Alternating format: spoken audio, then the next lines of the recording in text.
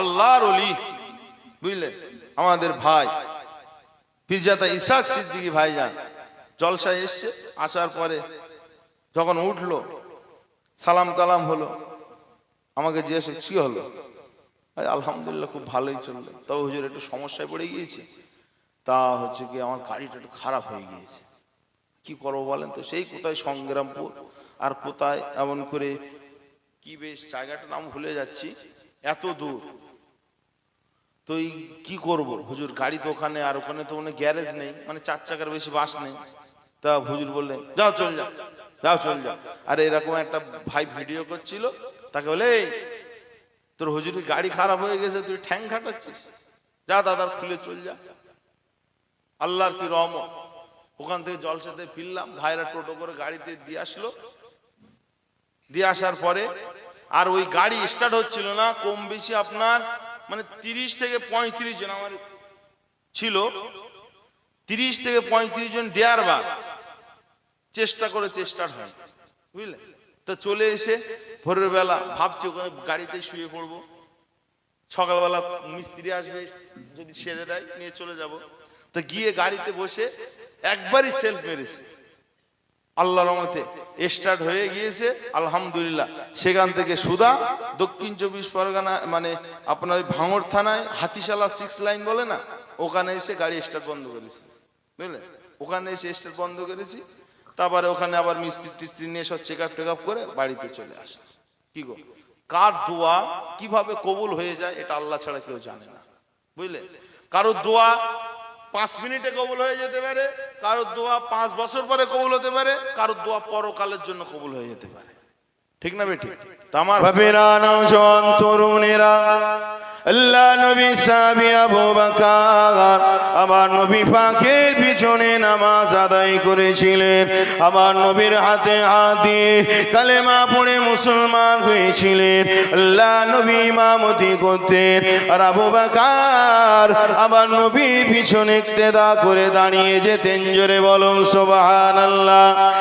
এ নওজোয়ান তরুণেরা, আমার আব্বারা মায়েরা, আল্লাহ নবী সাহাবী আবু বকর নামাজ পড়তেন, আর এইদিকে আব্দুল্লাহ বিন উবাই সেও আমার নবীর হাতে হাত দিয়ে কলেমা পড়েছিল। আল্লাহ নবী সাহাবী আবু বকর তিনি আমার নবীর পিছনে নামাজ পড়েছেন, আব্দুল্লাহ বিন উবাই সেও নামাজ পড়েছে। আল্লাহ নবী সাহাবী আবু বকর তিনি হজে গিয়ে হজ আদায় করেছেন, আব্দুল্লাহ বিন উবাই সেও হজ আদায় করেছে। নবী সাহাবী আবু বকর জিহাদের ময়দানে গিয়ে লড়ছেন, আর এইদিকে এমন করে আব্দুল্লাহ বিন উবাই সেও জিহাদের ময়দানে গিয়ে লড়েছেন। এই যুবকেরা, তরুণেরা, আবু বকর হুজুর ইসলামের জন্য যে কাজটা করেছেন, আব্দুল্লাহ বিন উবাইও তিনি সেই কাজটা করেছে, সেও সেই কাজটা করেছে। কিন্তু পৃথিবীর জমিনে আব্দুল্লাহ বিন উবাই মুনাফিক হিসাবে ঘোষিত হলো, আর আবু বকর সিদ্দিক হুজুর জান্নাতি হিসাবে ঘোষিত হলো। জোরে বলুন সুবহান, একটু জোরে হবে না? এ নওজোয়ান তরুণেরা, আমার আব্বারা মায়েরা, আল্লাহ নবী সাহাবীরা জিজ্ঞাসা করেছিলেন, বাবা আবু বকর কেন আব্দুল্লাহ বিন উবাই সে জাহান্নামী বলে ঘোষিত হয়েছে, আর আপনি জান্নাতি বলে ঘোষিত হয়েছেন কেন? হযরতে আবু বকর বললেন, আব্দুল্লাহ বিন উবাই সে সব কিছুই করত ঠিকই, নামাজ পড়তো, রোজা রাখতো, ক্বালা রাসূলুল্লাহ নবীর হাদিসে বর্ণনা করত, নবীর কথা মানুষের কাছে পৌঁছাতো। কিন্তু আব্দুল্লাহ বিন উবাই তা দিলে নবীর প্রেম ছিল না রে, তা দিলে নবীর মহব্বত ছিল না। আর আমি আবু বকর ইবাদত বন্দেগী যাই করি না কেন, আমার দিলে নূর নবী মুহাম্মদুর রাসূলুল্লাহ ছিলেন। একটু জোরে বলো না সুবহানাল্লাহ, নারায়ে তাকবীর। একটু জোরে তাকবীর দাও। যাদের অন্তরে শয়তান এখন ঘোরপাক খাচ্ছে, কি গো শয়তান তাড়াতে হবে কি হবে না? হ্যাঁ, শয়তান আমাদের খুব বড় শত্রু, বুঝলে।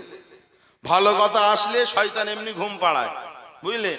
আর রাতকে রাত দাঁড়িয়ে দাঁড়িয়ে ফাংশন দেখবে, পাও ব্যথা হয় না, মাজাও ব্যথা হয় না, আর ঠোঁটও ব্যথা হয় না। এই ঠিক বলছি না ভুল বলছি? আলোচনা অসুবিধা হলে বলবে। যে যারা যেমন মানসিকতার লোক তাদের ঠিক তেমন আলোচনা পছন্দ হয়, ঠিক না বেঠিক? যারা পরকাল চায়, আখেরাত চায়, কবরে সুখে থাকতে চায়, তাদের আমার নবীর আলোচনা পছন্দ হয়। জোরে বলুন সুবহানাল্লাহ। আমি ওরম ফোকড়ো বক্তা নয়, ফাঁওতবাজ বক্তা নয়। কালা কালা রাসূলুল্লাহ নবীর হাদিস বলবো আর দিলেতে নবী থাকবে না, এরকম মুনাফিক আমি নয়। এবার মুনাফিকের শাস্তি বেশি না কাফেরদের শাস্তি বেশি বলেন তো দেখি? হ্যাঁ, একটু বলে কাদের শাস্তি বেশি? এটা মুনাফিকদের চেনেন? মুনাফিক কারা? কি জন্য মুনাফিকদের শাস্তি বেশি? কাফেররা যারা আল্লাহকে অস্বীকার করেছে, ডাইরেক্ট নবীকে ডাইরেক্ট অস্বীকার করেছে, এরা হলো কাফের, এদের একটাই শাস্তি। আর মুনাফিক আমার নবীর হাতে হাত দিয়ে কলেমা পড়েছে, নবীর পিছনে নামাজ পড়েছে, নবী যেটা বলেছে করেছে, কিন্তু তাদের সিনায় আমার নবী না থাকার কারণে জীবনের শেষ বেলায় ঈমান হারা হয়ে মরেছে, এরা হলো মুনাফিক। জোরে বলো নাউজুবিল্লাহ। তাহলে আপনি নামাজ পড়বেন, আপনি যদি কাফের হয়ে যান ডাইরেক্ট আলাদা জিনিস, কিন্তু আপনি বলবেন আমি নবী, আমার নবী হলো আখিরি জামানার নবী, নূর নবী সাল্লাল্লাহু আলাইহি সাল্লাম, আপনি বলবেন, কিন্তু সিনায় যদি নবী না থাকে, আপনি বলবেন আমি মুসলমান, নামাজ পড়ি, অন্তরে যদি নবীর প্রেম যদি না থাকে, কি হবে বা? মুনাফিক হয়ে যাবে। বুঝে আসছে কথা? আপনি ভাবছেন এত নবী নবী বলা কি দরকার? এ বাপ, এখানে যদি কোনো মাতাল মদখোরও যদি বসে থাকে আর তার ছেলে যদি মাধ্যমিকে যদি র্যাঙ্ক করে 1 থেকে 10-এর মধ্যে যদি থাকে, আর তার ছেলের যদি এখানে প্রশংসা করি, কি গো মাতালে একটু লেখতে উঠবে না? উঠবে তো নাকি? ওই দেখ হুজুর আমার ছেলের কত সুনাম গাচ্ছে।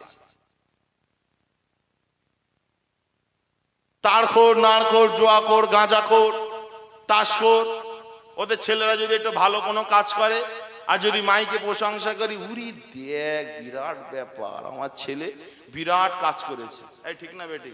এটা খুশি হবে, এটা স্বাভাবিক। আমার ছেলের যদি কেউ প্রশংসা করে আমি খুশি হব, ঠিক না বেটি? আর যেই নবীর বেলা আসে, আর শুকনো ইমানদার যেন মুখ চুলে যেন ভাব দেখলে যেন যেন সব মানে গোটা দুনিয়া যেন অন্ধকারে ছায়া করে আসে। বাপ শোনে, নবী নবী সবাই করে, কিন্তু সবার নবী নবী করা সমান হয় না। আমার এই সাইডে মায়েরা আছে, আপনারা আব্বারা আপনারা রয়েছে, দেখেন একটা ছেলের 3টে সন্তান হলে, 3টে সন্তান, তার আব্বাকে 3টে সন্তান সমান ভালোবাসে না, ব্যতিক্রম ভালোবাসে। 3টে ছেলে ভালো হয়ে যায় কপাল করে, আলাদা জিনিস। কিন্তু বাপের 3টে ছেলে বলেন 4টে ছেলে বলেন সমান ভালোবাসে না, বুঝলেন? কোন ছেলে রয়েছে দেখবেন নিজের বাপকে ঘর থেকে লাবিয়ে দেয়, আছে না নাই? নিজের বাপকে গালি দেয়,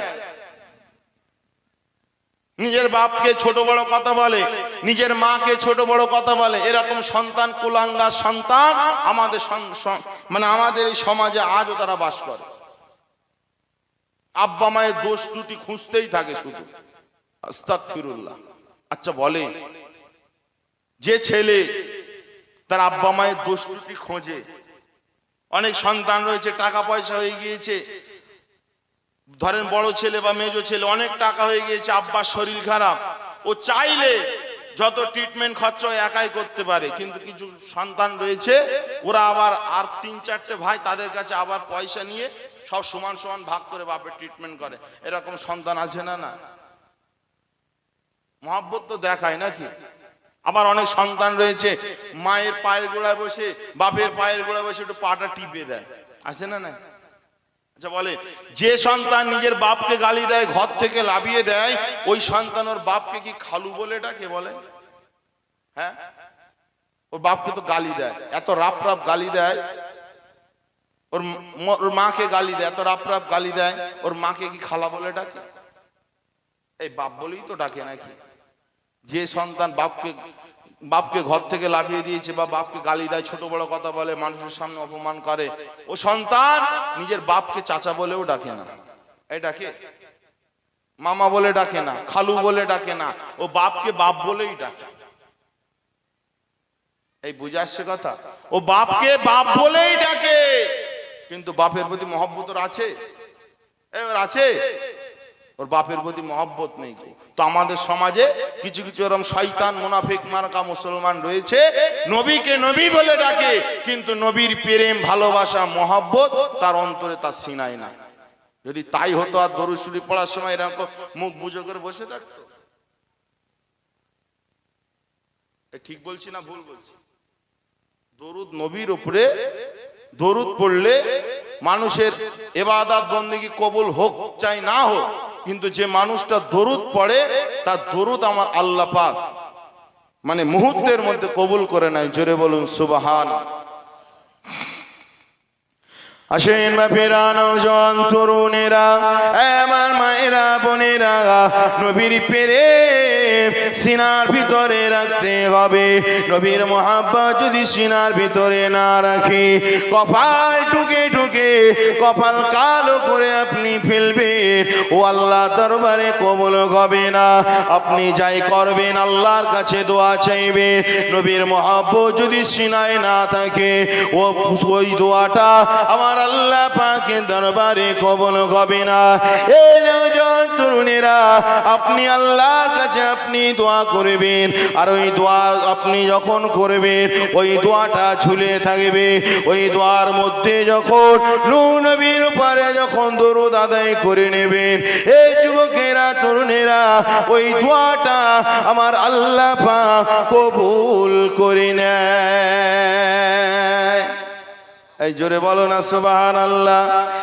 এই নওজোয়ান তরুণেরা, আমার আব্বারা মায়েরা বোনেরা, আল্লাহ নবী সাহাবী হযরত আবু বকর সিদ্দিক রাদিয়াল্লাহু তাআলা আনহুকে এমন করে সমস্ত সাহাবীদেরকে আমার নবী পাক বললেন, ও আমার সাহাবীরা, জিহাদের ময়দানে যেতে হবে, যা যেমন সমর্থ আপনারা দিয়ে যান। হযরত উসমান গনি দিলেন, তার সম্পদের অর্ধেক সম্পদ দিয়ে দিলেন। হযরত ওমরে ফারুক তার সম্পদের অর্ধেক সম্পদ দিয়ে দিলেন। আল্লাহ নবী জিজ্ঞাসা করলেন, ও বাবা ওমরে ফারুক, তুমি তোমার বাড়িতে কি রেখে এসেছো? সেই সময় ফারুক আজম বলেছিল, হুজুর, অর্ধেক সম্পদ রেখে এসেছি, অর্ধেক আপনার কাছে দিয়ে দিয়েছি। আল্লাহ নবী সাহাবীরা তিনারা একের পর এক সবাই সম্পদ দিলেন আর বর্ণনা করলেন। এই নওজোয়ান তরুণেরা, আমার আব্বারা মায়েরা, আল্লাহ নবী সাহাবী হযরত আবু বকর হুজুর যখন আমার নবী পাকের দরবারে হাজির হয়ে গেলেন, আল্লাহ নবী জিজ্ঞাসা করতে লাগলেন, বাবা আবু বকর, তোমার বাড়িতে তুমি কি রেখে এসেছো? সেই সময় আবু বকর বলেছিলেন, ইয়া রাসূলুল্লাহ, ইয়া হাবিবাল্লাহ, হুজুর, আমার বাড়িতে আমি কিছু রেখে আসি না। ইয়া রাসূলুল্লাহ, হাবিবাল্লাহ, ঝাড়ু দিয়ে যা কিছু ছিল সব কিছু আপনার দরবারে হাজির করেছি। এই যুবকেরা তরুণেরা, আল্লাহ নবী জিজ্ঞাসা করলেন, বাবা বাড়িতে কি কিছুই তুমি রেখে আসনি? তোমার পরিবার বর্গ আলাহাল রয়েছে, তুমি কেন কিছু রেখে আসনি? আবু বকর হুজুর বলেছিলেন, ইয়া রাসূলুল্লাহ, হাবিবাল্লাহ, আমি আল্লাহ এবং আল্লাহর নবীকে রেখে এসেছি। একটু জোরে হবে না? একটু জোরে হবে না? কাকে রেখে এসেছে? আল্লাহ আল্লাহ রসুলকে রেখে এসেছে। কি গো, আমার নবী পাক সাল্লাল্লাহু আলাইহি সাল্লাম তিনি কি ভাত যে পরিবারদের অতি খিদা মিটে যাবে বলে? আমার রাসূল পাক সাল্লাল্লাহু আলাইহি সাল্লাম তিনি কি তরকারি? নাউজুবিল্লাহ। ওতেই আবু বকর হুজুরের পরিবারের স্ত্রী আহালদের পেট নিবারণ হয়ে যাবে, কিন্তু তারপরে রেখে আসলে, কারণ মুস্তাফা জানে রহমতের বরকত যদি লেগে যায়, গোটা কায়নাত, গোটা সম্পদ তার কদমের তলায় পড়ে যাবে। জোরে বলুন সুবহানাল্লাহ। এটাই হলো নবীর প্রেম। আর আমরা মুসলমান শুধু 4 দিন আর 41 দিনে কলমাখানির খানা খাই, ঠিক না বেঠিক? এই আমরা এরকম মুসলমান তো নাকি? শালা 41 দিনে দাওয়াত পড়লে একদম গলা পর্যন্ত খাবে। আর একটু যাচ্ছি যা কলমাকানি খাচ্ছিস খা, ঠিক আছে, তাই ওই অন্তত জোহরের নামাজটা তো আদায় করবি, সেটা তাও আদায় করবে। মানুষ মরে গিয়েছে, ঠিক আছে, জানাজা নামাজ পড়তে যাচ্ছিস, তো অন্তত সেই জোহরের নামাজটা সেই দিনে আদায় কর, তাও করবে না। কোথায় কাছে একটা রুমাল, কি মোছে না মোছে ঠিক নেই কো, নামাজ একদম দাঁড়িয়ে পড়ছে আল্লাহু আকবার। ঠিক না বেঠি? নামাজ নেই, কালাম নেই, শুধু কলমাখানি কিছু মুসলমান আছে না নাই? হ্যাঁ, হে আপনার বন্ধুর কথা বলছি, আপনার বন্ধুর কথা বলছি। আপনার বন্ধুকে দেখছেন না যে আপনার বিরাট দোস্ত, বিরাট বন্ধু, নামাজ নেই, কালাম নেই, কলমাখানি একসঙ্গে খেয়েছে, আর আপনিও মরে যাবে। ওই আপনার বন্ধু দোয়া দৌড় তো কিছু জানে না, কিভাবে পেশাব করে পানি নিতে হয় তাও তো জানে না কো। ওই আপনার কলমাখানি খেয়ে একদম টাপাস টাপাস করে খৈনিকির বাড়ি দেওয়ার বিড়ি টানতে টানতে বাড়ি চলে আসবে। এই তো আমাদের বন্ধুদের পরিস্থিতি। কি গো, ভালো মানুষের সঙ্গে বন্ধুত্ব পাকাতে হবে তো নাকি? আল্লাহ নবী বললেন, কেউ যদি বন্ধু করে আল্লাহর জন্য, আল্লাহ রসুলের জন্য, একমাত্র আল্লাহর জন্য কেউ যদি বন্ধু করে, আল্লাহ পাক আরশের ছায়া তলে তার জায়গাটা দিয়ে দেবেন। জোরে বলুন সুবহানাল্লাহ। আসেন বাপেরা, নওজোয়ান তরুণেরা, এ নবী পাকের প্রেমিকেরা, দুনিয়া আমার করে পাগল হয়ে যায়, কিন্তু দুনিয়া যুবক কারণ নয়। আজকের এই মালদা জেলা আপনার এই এমন করে মুর্শিদাবাদের জলঙ্গি থানার জলঙ্গির এরিয়ায় এই যে জমি জায়গাগুলো দেখছেন বাবা, হাজার হাজার লক্ষ লক্ষ টাকা দামের কাটা আছে না নাই? এই জমির দাম আছে না নাই? কাটার হাজার হাজার লক্ষ লক্ষ টাকা দাম। এই যুবকেরা এই মূল্য দিয়েছে দুনিয়ার মানুষেরা, এই মূল্য আল্লাহর পক্ষ থেকে দেওয়া হয়নি। নবী আদম আলাইহিস সালাম যখন তিনি দুনিয়ার জমিনে এসেছিলেন বাবা, হাওয়া আলাইহিস সালাম যখন এসেছিলেন বাবা, এই জায়গায় কেউ বসবাস করত না, এই জায়গা কেউ কেনার লোক ছিল না, কোনো বিক্রি করার লোক ছিল না, কাজেই এই জায়গার কোনো মূল্য ছিল না। আপনি আজ সেখানে বসেন, এই জন্য এই জায়গাটার মূল্য হয়ে গিয়েছে।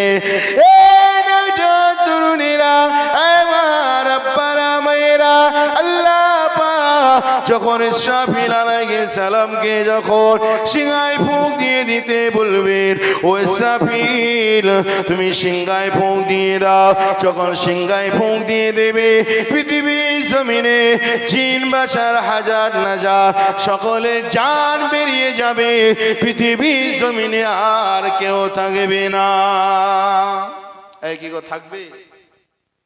দুনিয়ায় আর কেউ থাকবে না বাবা। তখন আপনি যে এত মেহনত করে হজ না করে ব্যাংকে টাকা জমিয়েছেন, ও নেওয়ারও লোক থাকবে না। আপনি ভবিষ্যৎ গড়তে গিয়ে সব হজটা ছেড়ে দিয়ে, দান খায়রাত ছেড়ে দিয়ে আপনি পাঁচ বিঘে জমি কিনেছেন, ও জমি আর এমন সময় আসবে বিক্রি করতে চাইবে, নেওয়ার লোক থাকবে না। এই ঠিক বলছি না ভুল বলছি? কি আলোচনা অসুবিধা হচ্ছে নাকি? এখানকার মানুষ কি পছন্দ করে আমি জানি না ভাই, নাকি পেলেন ঘটনা টটনা পছন্দ করে? হ্যাঁ, আচ্ছা জীবন, যাই হোক আলহামদুলিল্লাহ, বলো না আলহামদুলিল্লাহ। এটা আগে বলবে তো জীবনী পছন্দ করে। জীবনীতে আমি তো মাস্টার ক্লাস করেছি, কোনো বাধা নেই, মাস্টার ক্লাস বুঝলে। মুর্শিদাবাদ আপনার মালদা জীবনী জলসা চষি, বুঝলে। আল্লাহ পাক ঘোরায়, আল্লাহ কবুল করে, বলুন আল্লাহুম্মা। আমার আব্বারা মায়েরা, নওজোয়ান তরুণেরা, এ নবী পাকের প্রেমিকেরা, এই দুনিয়ার কোনো দাম ছিল না। যখন ইসরাফিল আলাইহিস সালাম ফুঁক দেবে, ওই জমিন আর কেউ কেনার লোক থাকবে না। এমন করে এমন করে আল্লাহ পাক কোরআন শরীফের মধ্যে জানিয়ে দিলেন, ইজা সুলসিলাতিল আরদু জিলজালাহা, যখন ভূমিকম্প চলে আসবে, এমন করে দুনিয়া সব তছনছ হয়ে যাবে, আর এই জমিনের ভিতর থেকে থেকে মূল্যবান খনিজ দ্রব্যগুলো বাইর হবে। এই যুবকেরা তরুণেরা যখন খনিজ দ্রব্য বাইর হবে, মানুষেরা বলতে লাগবে, হায় আফসোস, যার জন্য আমরা সারা জীবন যুদ্ধ করেছি, যে সোনা গহনার জন্য, যে খনিজ দ্রব্যের জন্য যুদ্ধ করেছি, আর জমিন সেটা উগলে দিচ্ছে, কিন্তু নেওয়ার মতো কোনো পরিস্থিতি নাই। এই ঠিক না বেটি? নেবার মতো কোনো পরিস্থিতি নাই। তখন কি হবে বাপ? তখন মানুষের আফসোস করবে, আর যার আমল করেছে বাবা, 5 ওয়াক্ত নামাজ পড়েছে, ওই মানুষটা কবরে শান্তিতে থাকবে। জোরে বলুন সুবহানাল্লাহ। তরুণীরা, আমার আব্বারা মায়েরা, ওই কবরের ভিতরে যাবার পরেও বাবা আপনার কোনো নেতা বন্ধু থাকবে না, কোনো নেতা নেত্রী, এমএলএ, এমপি, এমন করে আপনার আত্মীয় স্বজন ওই কবরের ভিতরে কেউ আসবে না, কেউ সাহায্য সহযোগিতা করবে না। এই যুবকেরা, আপনার বন্ধুত্বের খাতিরে যে বন্ধু আপনার মদ কিনে খাওয়াতো, ওই বন্ধু কোনো উপকারে আসবে না।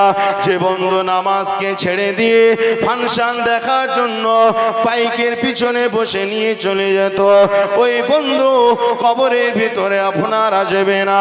এই নওজোয়ান তরুণেরা, কবরের ভিতরে যিনি আসবে তিনি হলেন নূর নবী মুহাম্মদুর রাসূলুল্লাহ।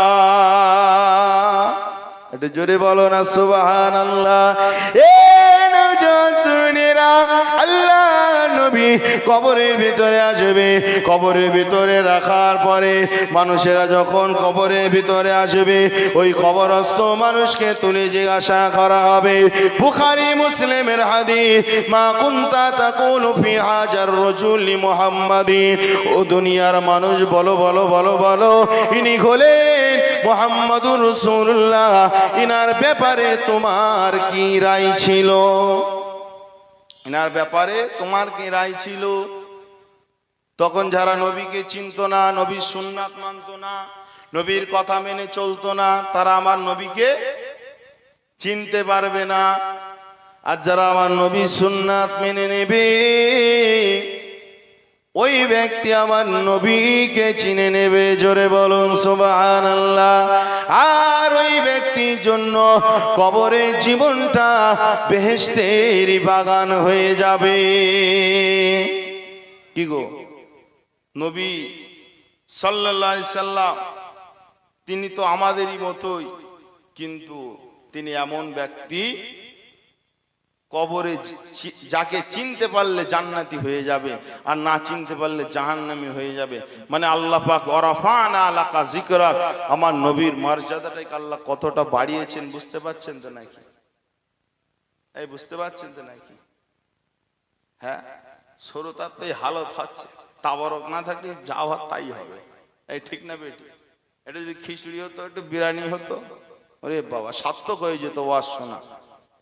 ঠিক বলছি না ভুল বলছি?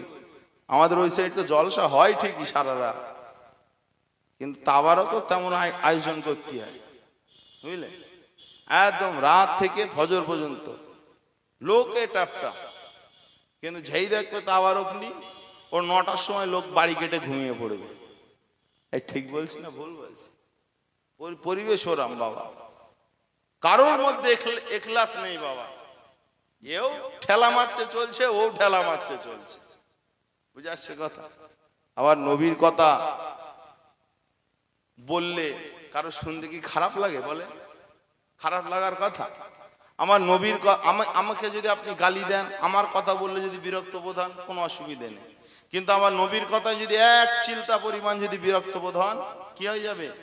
ঈমান থেকে খারিজ হয়ে যাবে, জাহান্নামী হয়ে যাবে। মুসলমান ঘরে ছেলে মেয়েরা, নওজোয়ান তরুণেরা, আবার নবী জীবনী আপনাকে শোনাতে চায়। আল্লাহ নবীর মর্যাদা, আল্লাহ নবীর সম্মান আমার আল্লাহ পাক কত বলান করেছিলেন।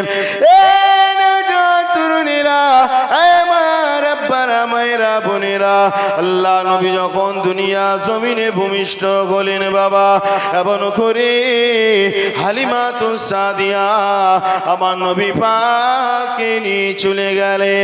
যখন আমার নবীকে নিয়ে চলে গেলেন বাবা, এই নওজোয়ান তরুণেরা সাইমা আল্লাহ নবীকে কোলে করে রেখে দিতেন বাবা।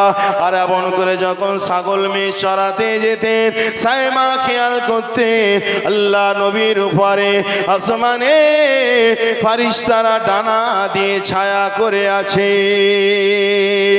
এই নওজোয়ান তরুণেরা, আজ আমি আপনি যদি পুড়ে কালো খড় হয়ে যায়, পুড়ে কালো কয়লা হয়ে যায়, ফারিস্তারা ছায়া করিবে না, আমার নবী পাকে ছায়া করলেন। এমন করে যখন একদিন দুদিন তিন দিন পার হয়ে যায়, এমন করে দেখতে পাওয়া গেল দূর জায়গায় এমন করে সাহেবা মোহাম্মদ রাসূলুল্লাহকে রেখে তিনি এক জায়গায় মেষ দুম্বা চড়াচ্ছিলেন। হঠাৎ করে দেখতে পেলেন দুদুভাই মোহাম্মদ রাসূলুল্লাহ সিনাটা চাক করা হয়েছে, মোহাম্মদ রাসূলুল্লাহ সিনাটা চাক করা হয়েছে। এমন করে ফারিস্তা এসে সিনা চাক করলো। এই খবরটা এমন করে যখন কানেতে পৌঁছে দিল, হালিমাতুস সাদিয়া ভয়তে ভয়তে আমার নবী পাকের আম্মার কাছে দিয়ে গেলেন। কি গো, সিনা চাক হয়েছে? ভয়েতে আমার রাসূল পাক সাল্লাল্লাহু আলাইহি সাল্লামে আম্মার কাছে দিয়ে গেলেন। বলছে সমস্ত ঘটনা যখন আলোচনা করেছে, সমস্ত ঘটনা যখন বলেছে, আম্মা জান আমেনা বলছে, তুমি আমার ছেলেকে যেমন ভাবছো আমার ছেলে তেমন নয়। আমার ছেলে দুনিয়াতে আসার আগেও অনেক ঘটনা আল্লাহ ঘটিয়েছেন। জোরে বলুন সুবহানাল্লাহ।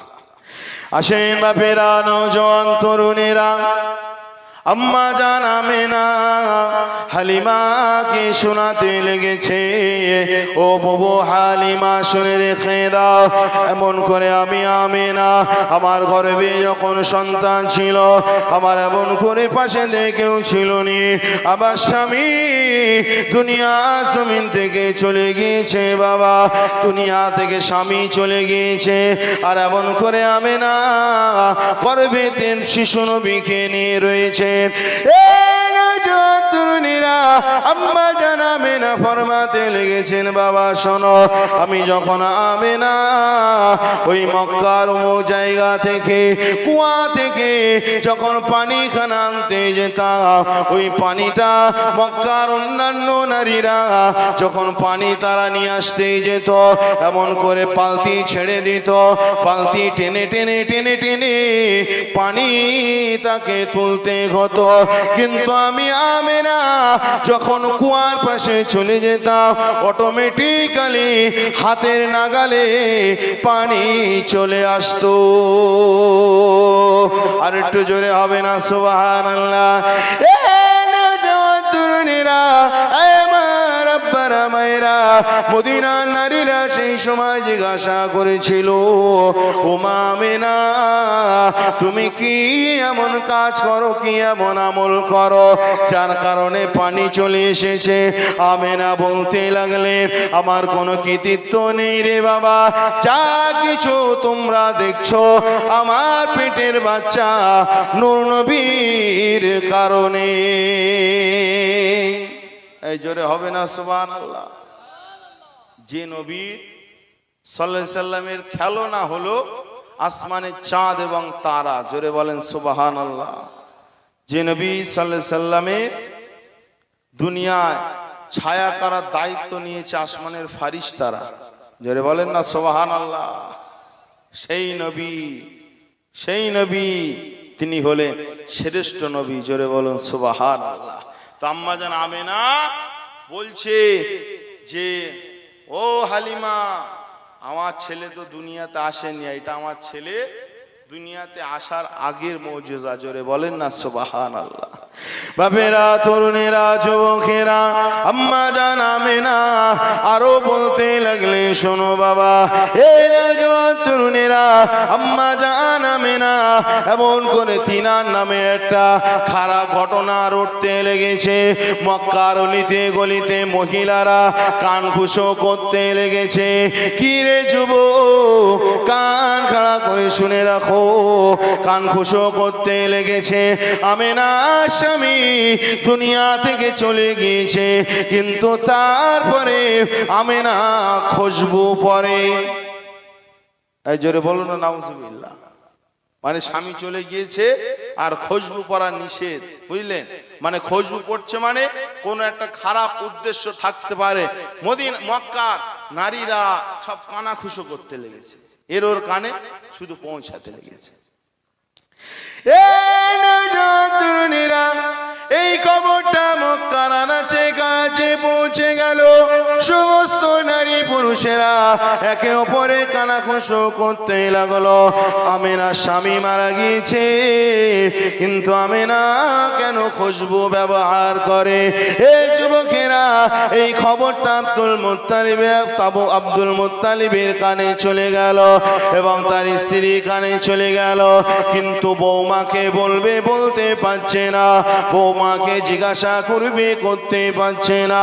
কারণ একে তো আমার বৌমা স্বামীহারা হয়ে গিয়েছে, আর আমি যদি ওই কথা বলি হয়তো কোনো কষ্ট পাবে। এই ঠিক না বেঠিক?